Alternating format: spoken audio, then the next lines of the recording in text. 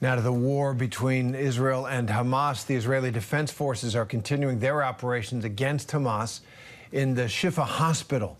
Israel says approximately 200 terrorists, they say, they have been eliminated in the area of the hospital since the beginning of this activity. There's IDF activity around it. That's according to Israel once again. This is a top United Nations court orders Israel to take measures to allow more humanitarian aid into Gaza. ABC News foreign correspondent Britt Clennett is in Tel Aviv. Britt, the IDF also says that Hamas fighters, terrorists, have fired at their troops from within and outside the emergency room building at the Shifa hospital. What do we know right now about these operations? Yeah, Terry, heavy fighting still taking place at Al-Shifa, which is Gaza's main hospital, by the way, before the war.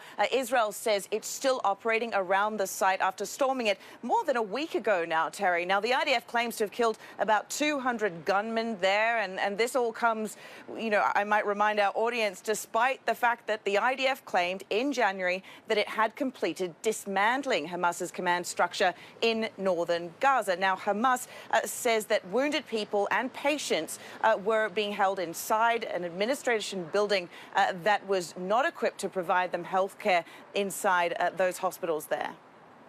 You know, you raise a really good point, Britt. So this operation in Gaza has been going on since October 7th, since shortly after October 7th, almost 6 months.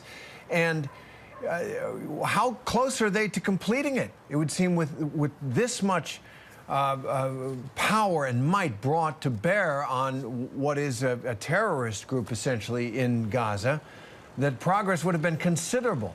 Is it? Well, absolutely, and that's what, you know, the leaders here will want us to believe and are pushing. They want to keep up the momentum. At the same time, there is pressure on the government here to bring the hostages home. At the same time, on Monday, we had that resolution from the United Nations that clearly angered Netanyahu and the government. But international law experts I speak to say that Israel could face ramped up sanctions if it doesn't abide by this legal pressure it's facing. It's not really clear whether that will have an impact, and as we've been reporting, Terry, Israeli strikes have continued in the past 24 hours even, despite that UN resolution calling for a ceasefire. Right. All right, Britt Clennett in Tel Aviv.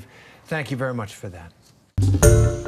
Hi, everyone. George Stephanopoulos here. Thanks for checking out the ABC News YouTube channel. If you'd like to get more videos, show highlights, and watch live event coverage, click on the right over here to subscribe to our channel. And don't forget to download the ABC News app for breaking news alerts. Thanks for watching.